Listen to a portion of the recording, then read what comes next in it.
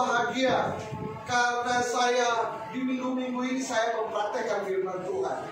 Jadi saya sangat bersuka cita. Jadi saya dapat ibadah. Saya punya pemikiran. Saya pengen ketemu Tuhan. Saya pengen ketemu Tuhan.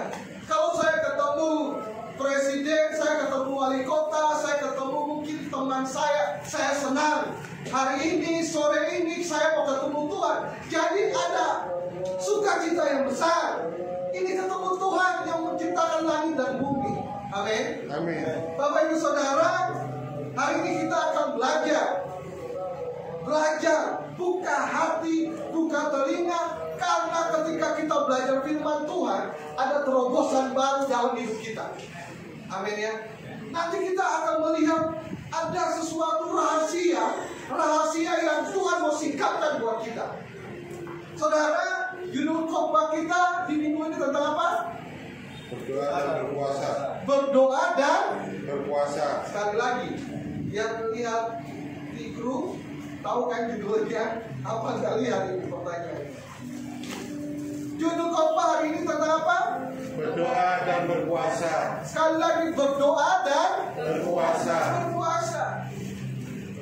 Bapak Ibu Saudara yang terkasih dalam Tuhan Yesus Kristus, berdoa dan berpuasa itu hukumnya wajib bagi orang Kristen. Sekali lagi saya mau sampaikan, berdoa dan berpuasa itu hukumnya apa? Wajib bagi siapa? Ini kita sedikit tapi suaranya tidak ada, ini bagaimana? Hukumnya wajib bagi orang Kristen apa? Berdoa dan berpuasa. Pertanyaan bagi kita, berdoa yang bagaimana yang Tuhan kehendaki buat kita, dan puasa yang bagaimana yang Tuhan inginkan. Betul ya? Kita jawab tadi, hukum kewajiban sebagai orang Kristen berdoa dan berpuasa. Tapi pertanyaannya buat kita semua, kita mengerti nggak arti doa? Kita mengerti nggak arti berpuasa? Jangan-jangan kita cuma ikut-ikutan tanpa mengerti arti berdoa dan berpuasa. Jangan kita lihat orang lain berdoa lalu kita berpikir, wah definisi berdoa seperti si A, si B, si C. Padahal kita nggak ngerti berdoa yang dimau Tuhan itu seperti apa. Ini kita akan belajar. Sehingga doa yang kita panjatkan Tuhan bisa jawab. Puasa yang kita lakukan Tuhan bisa jawab. Itu ada rumusnya. Jadi intinya, setiap sesuatu yang kita kerjakan itu ada rahasianya. Ya Bapak Ibu Saudara.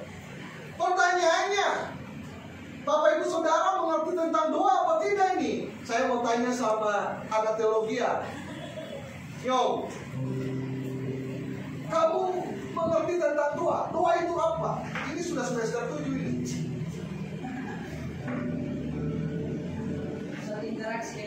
Satu interaksi dengan Tuhan. Abang Kaleb, ini S2, ini mau S1, ini S2. S3 lah. Apa bukan berdoa itu apa?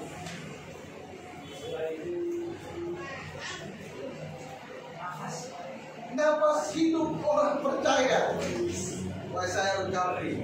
Interaksi nafas hidup orang percaya. Otomatis doa yang dikatakan Bung Kaleb adalah nafas hidup orang percaya. Dari nyom sana dia bilang interaksi. Interaksi berarti ada timbal balik. Itu kita mengerti tentang doa. Tapi doa yang seperti apa yang Tuhan inginkan? Berdoa yang Tuhan mau itu supaya doanya dijawab adalah kita baca dalam Matius 6 ayat yang ke-6. Saya minta Budui baca. Bulan Matius 5 ayat ke-44. Coba Budui dulu. Matius 6 ayat yang ke-6. Tetapi jika engkau berdoa, masuklah ke dalam kamarmu, tutuplah pintu dan berdoalah kepada Bapamu yang ada di tempat tersembunyi. maka Bapamu yang melihat yang tersembunyi akan membalasnya kepadamu. Amin. Sekali lagi berdui. Tetapi jika engkau berdoa, masuklah ke dalam kamarmu, tutuplah pintu dan berdoalah kepada Bapamu yang ada di tempat tersembunyi. Maka Bapamu yang melihat yang tersembunyi akan membalasnya kepadamu. Amin. Amin. Amin. Itu. Ngerti ya? Berdoa itu jangan orang lihat. Itu yang pertama. Bulan baca Matius 5 ayat 44. Tetapi aku berkata kepadamu, kasihlah musuhmu dan berdoalah bagi mereka yang menganiaya kamu. Sekali lagi. Tetapi aku berkata kepadamu, kasihanilah musuhmu dan berdoalah bagi mereka yang menganiaya kamu. Amin. Amin. Budui tadi ayatnya berkata, kalau engkau berdoa masuklah ke, artinya sesuatu yang privat. Kamar itu berbicara soal sesuatu yang gak mungkin saya masuk ke kamar Budui lalu tiduran. Mas Riko tidak tahu diri ini. Itu kamarku privat. Yang boleh tidur itu saya sama Pak Danu. Itu privat. Tuhan bilang kalau kamu pengen ngomong sama saya, itu harus privat. Kamu sama saya aja. Ngerti Bapak Ibu Saudara? Itu bicara soal doa. Kemudian Bu Wulan tadi bilang apa? Kalau engkau berdoa, Tetapi aku berkata kepadamu, kasihanilah musuhmu dan berdoalah bagi mereka yang menganiaya kamu. berdoa bagi mereka yang menganiaya kamu. Halo. Kalau kita sering berdoa di gereja, hanya berdoa untuk diri kita, bedanya kita dengan orang dunia apa? Ngerti Bapak Ibu Saudara? Orang dunia setiap hari berdoa. Berdoa untuk mereka sukses. Mereka berdoa supaya mereka kaya. Mereka berdoa supaya rumah tangganya baik. Tapi pertanyaannya, kita pernah mendoakan orang lain apa tidak? Amin Bapak Ibu Saudara. Amin. Tapi Bapak Ibu Saudara, saya mau sampaikan saat ini buat kita. Pengen mujizat terjadi, berdoa kepada musuh kita. Berdoa kepada orang yang lebih lemah daripada kita. Amin. Mulai sekarang, jangan berdoa buat diri kita. Itu kita egois. Itu kita ke dukun, Pak Dukun. Aku minta pangestu. Berdoa supaya saya dijampe-jampe, supaya saya dapat rezeki.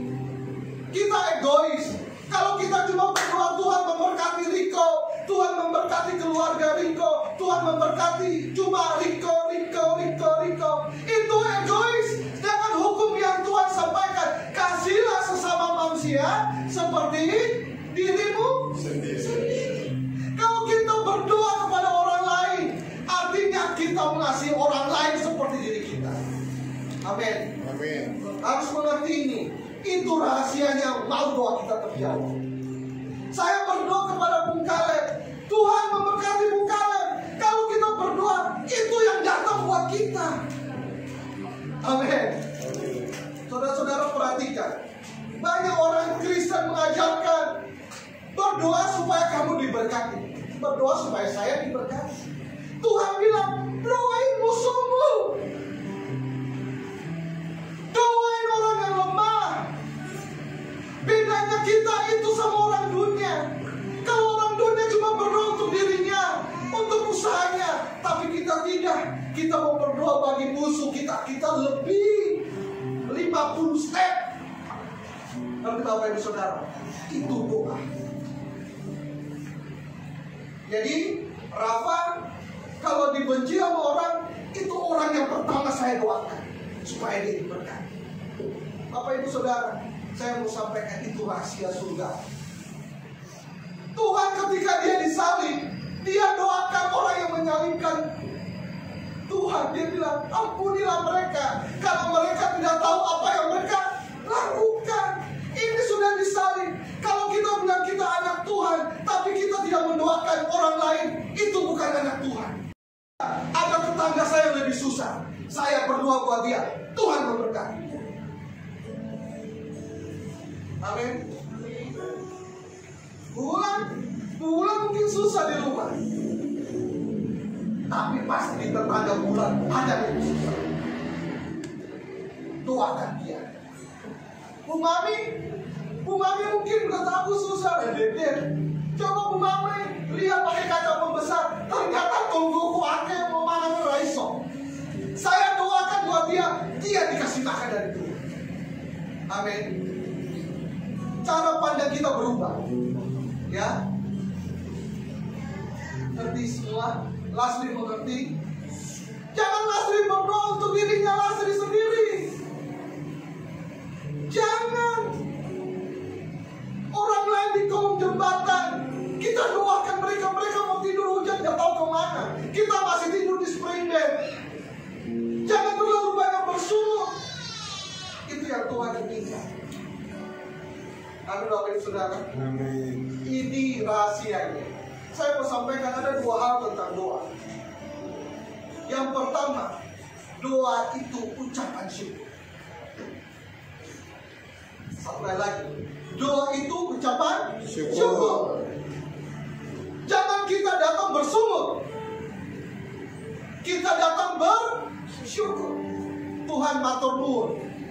Aku gak punya duit, aku bersyukur masih bisa hidup.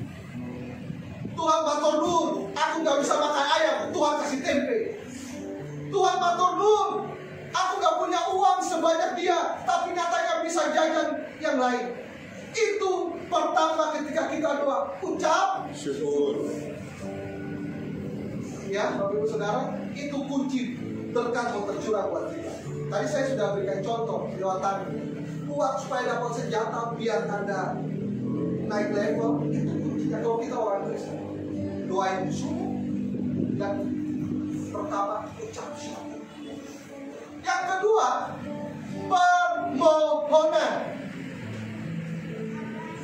Pertanyaannya, permohonannya tentang permohonan kita apa kepada permohonan orang lain? Banyak orang bilang berdoa itu permohonan untuk dirinya. Saya mau sampaikan, Tuhan mau ajarkan, ketika kita berdoa, kita memohon kepada orang lain. Amin. Amin. Pertama ucap syukur, yang kedua permohonan kepada orang lain. Makanya Tuhan dalam Matius 5 ayat 44 dia berkata, doain apa? Musuhmu. Kalau saya mengasihi budui, yang kasih saya nasi goreng itu sama dengan orang dunia. Kalau saya mengasihi Pak Danu yang kasih saya sirup, setiap saya datang, beda saya sama orang lain apa? Saya bisa mengasihi sama bro Kelly. Kalau Kelly Bapak Pendeta, itu biasa. Itu berkatnya berlimpah. Kita memohon sama Tuhan. Tuhan, saya mohon berkati Bu Dwi supaya nasi gorengnya laris. Itu bukan Bu Dwi yang memohon, Riko yang harus memohon sebagai hamba Tuhan, karena sebagai gembala sidang. Bung Kalen supaya setiap yang kerjakan diberkati Tuhan. Itu Bung Kalen gak bisa berdoa buat dirinya, tapi ada orang lain yang mendoakan. Bung Kalen berdoa bagi Rafa berdoa bagi Tanu berdoa bagi Lasri berdoa bagi Bagalu berdoa buat Bu Mami. Itu yang Tuhan izinkan, yang Tuhan inginkan. Amin. Amin. Kalau kita cuma berdoa buat diri kita, mahal. Kita bukan orang Kristen yang memilih Tuhan. Itu sudah kita belajar tentang doa. Mulai ubah ya cara pandang kita ya. Kalau kita berdoa, diawali dengan ucap syukur. Yang kedua, permohonan bukan untuk diri kita, tetapi orang lain yang susah, orang lain yang menyakiti. Tuhan memberkati dia, Tuhan tolong dia, Tuhan pelihara dia, Tuhan jaga dia. Saya mau sampaikan, saya mempraktekkan ini sama keluarga saya. Ketika saya sebut, Tuhan, saya berdoa bagi si A yang menyakiti saya rasa sukacita loh Bapak Ibu Saudara. Mungkin berat, tetapi untuk keluar kata itu, wah, flow. Ada berkat yang dahsyat Tuhan berikan. Amin ya. Amin. Yang pertama soal doa, kita belajar soal puasa. Kita baca ayat yang kedua. Saya minta Bagaimana dibaca? Ayat Yunus pasal 1 ayat kedua. Ya, pasal 1 ayat kedua. Yunus pasal 1 ayat 2. Bangunlah, pergilah ke Niniwe, kota yang besar itu, berserulah kepada mereka, karena kejahatannya telah sampai ke tahun. Amin. Bapak Ibu Saudara, Niniwe ini sudah di stop, dia harus dihukum, harus di stop, harus dimusnahkan oleh Tuhan. Saya mau sampaikan buat Bapak Ibu Saudara, apa yang mengubah yang disampaikan oleh Tuhan, Tuhan bisa ubah, batalkan yang harusnya terjadi buat kota ini, Tuhan bisa batalkan. Karena apa Bapak Ibu Saudara? Kota Niniwe apa? Bertobat dan berpuasa. Saya mau sampaikan buat Bapak Ibu Saudara, hari ini saya kalian melakukan banyak kejahatan di hadapan Tuhan. Kita semua, kita layak itu mendapatkan hukuman.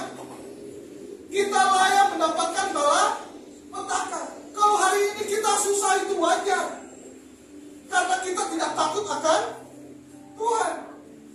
Tapi Bapak Ibu Saudara, saya mau sampaikan, yang bisa mengubah malapetaka atau pemusnahan massal atau hukuman bagi kita ketika kita berpuasa. Amin. Bapak Ibu, kita baca, mulai Yunus masuk ke dalam kota itu, ayat yang keempat, pasal yang ketiga, 40 hari lagi maka Niniwe akan ditunggang balikan. Ayat yang kelima, orang Niniwe percaya kepada Allah, lalu mereka mengumumkan puasa. Terus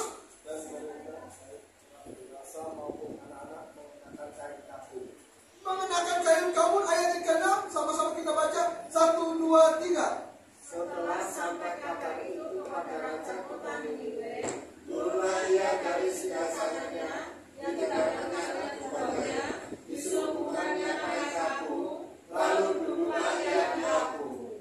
Amin. Saya mau sampaikan, kalau hari ini kita ada masalah, saya please dengar saya punya omongan baik-baik. Semua orang yang nonton video saya lewat badai ini, kalau Anda bermasalah, Anda dalam musibah, satu jalan, berpuasa. Berpuasa. Berpuasa itu bukan bicara soal tidak makan, tidak minum. Puasa itu bicara soal penundukan diri. Kita ini di hadapan Tuhan itu tidak ada apa-apanya. Sehingga di ayat sini berkata, raja itu sampai apa?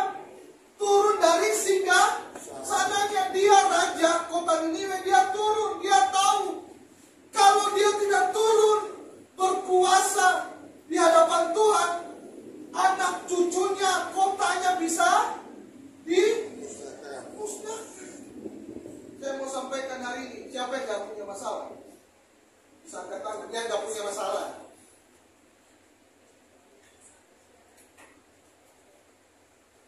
Kalau punya masalah banyak ya. Sebenarnya Tuhan sudah tahu, karena kamu gak setia, kamu layak dapat. Kamu sama keluarga ini punya masalah, punya masalah. Kamu punya masalah. Padamu punya masalah. Banyak. Apa? Banyak. Mami punya masalah. Banyak. Saya mau sampaikan, mulai sekarang ini, ketika ada masalah, bersyukur. Itu tuh bahasanya begini loh Bapak Ibu Saudara. Masalah tuh ini kita step, ngerti? Loncatan, ngerti Bapak Ibu Saudara? Jadi ketika kita hadapi masalah, kita tuh bersyukur dan bertobat dan merendahkan diri di hadapan Tuhan untuk berpuasa. Saya mau sampaikan, ketika kita hadapi masalah, berpuasalah. Berpuasa itu bukan bicara soal makan dan minum, penundukkan diri di hadapan Tuhan. Kalau Riko hadapi masalah wajar, berdosa, pantas dapat. Tapi kita ngerti Tuhan itu panjang kasih, panjang sabar. Kalau kita sudah rendah hati dapat Tuhan, kita berpuasa di hadapan Tuhan. Lihat ayat yang ke-10, Bapak boleh baca, coba. Ayat yang ke-10. Ketika Allah melihat perbuatan mereka itu, yakni bagaimana mereka berbalik dari tingkah lakunya yang jahat, maka menyesallah Allah karena malapetaka yang telah direncanakannya terhadap mereka, dan ia pun tidak jadi melakukannya. Amin. Yang membuat Allah menyesal itu apa?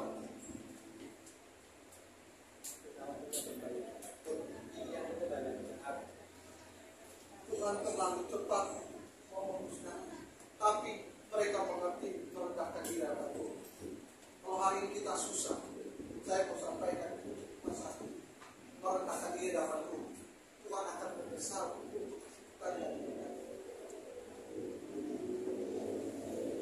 ini saya bicara benar. Tuhan bilang, maka menyesal Allah karena malapetaka yang telah dirancangkannya. Hanya dengan rancangan yang sudah dirancangkan Allah bisa dibatalkan ketika kita itu berpuasa. Kalau saya berdosa, Tuhan sudah rancangkan Riko, memang dia tidak diberkati. Tapi ketika saya berpuasa, itu membatalkan rancangan yang Tuhan sudah rancangkan, yang layak kita terima. Amin, Bu Kaleb. Lu punya masalah, Bu Kaleb. Puasa. Padamu. Kita bisa nggak bisa teriak orang, tolong. Kita hanya, Tuhan, aku datang ke hadapan. Aku dan seisi rumah tanggaku datang ke hadapan. Bukan minta buat saya, tapi saya datang hadapanku. Tuhan memberkati tetangga saya yang kesusahan. Saya mau berpuasa, bukan berpuasa untuk diriku. Raja ini berpuasa bukan untuk dirinya, tapi untuk masyarakatnya. Makanya raja perintahkan, kambing domba pun jangan dikasih makan. Artinya apa? Tidak ada satupun makhluk hidup yang dikasih makan. Tumbuhan pun tidak disiram. Itu yang buat Tuhan tergugah, ubah. Kalau saudara hari ini punya masalah, siapapun yang nonton video ini, yang dengar hari ini, puasa, dan Tuhan akan mengubahkan itu. Yang kutuk menjadi berkat. Amin. Berpuasalah. Berpuasalah. Puasa hari pertama, Tuhan belum jawab. Tuhan, saya berpuasa bukan karena saya pengen diberkati, tapi Tuhan lihat ada orang yang saya benci, dia susah. Tuhan memberkati dia. Tuhan, ada orang menjahati saya. Saya berpuasa, Tuhan, ubahkan dia. Saya mau sampaikan, ketika itu kita lakukan, mujizat itu serba terjadi. Bukan disakiti. Tuhan, hari ini saya berpuasa bukan karena saya diberkati, tapi saya berpuasa buat si dia yang menyakiti saya. Saya mau dia diberkati. Amin. Hari ini konsep kita berubah. Saya mau di tempat sini belajar berpuasa. Saya tadi tanya, siapa yang gak punya masalah? Semua angkat tangan. Tidak ada yang gak punya masalah. Semua punya masalah. Kuncinya cuma satu, berdoa dan berpuasa. Amin. Hari ini saya gak akan dengar berdoa buat diri. Saya gak akan berdoa, oh Tuhan memberkati gereja ini ya. Tuhan memberkati gereja di kampung sana. Yang mau ibadahnya susah, yang berdoa aja mereka digusur. Tuhan tolong mereka. Tuhan memberkati mereka. Saya mau sampaikan, kita tunggu aja waktu Tuhan. Tuhan akan. Amin. Hari ini padahal jual nasi goreng. Tuhan, saya berdoa buat orang-orang yang jualan di sana. Kalau hujan mereka kehujanan. Kalau panas mereka kepanasan. Mereka yang pompong berkat. Saya mau sampaikan, berkat itu melimpah waktu. Amin. Siapa yang siap berdoa waktu sini? Amin. Angkat tangan dong. Bulan siap berdoa bagi orang yang menyakitimu? Siap? Padamu siap? Siap. Rafa siap? Umami siap berdoa? Siap? Berkatakan. Kalian siap? Kalau siap, siap-siap berkat Tuhan. Siapa lagi yang saya lihat tentang terlalu sedikit, jadi saya mau lihat baik itu dong. Lalu kamu siap berdoa bagi temanmu yang mencengkelkan?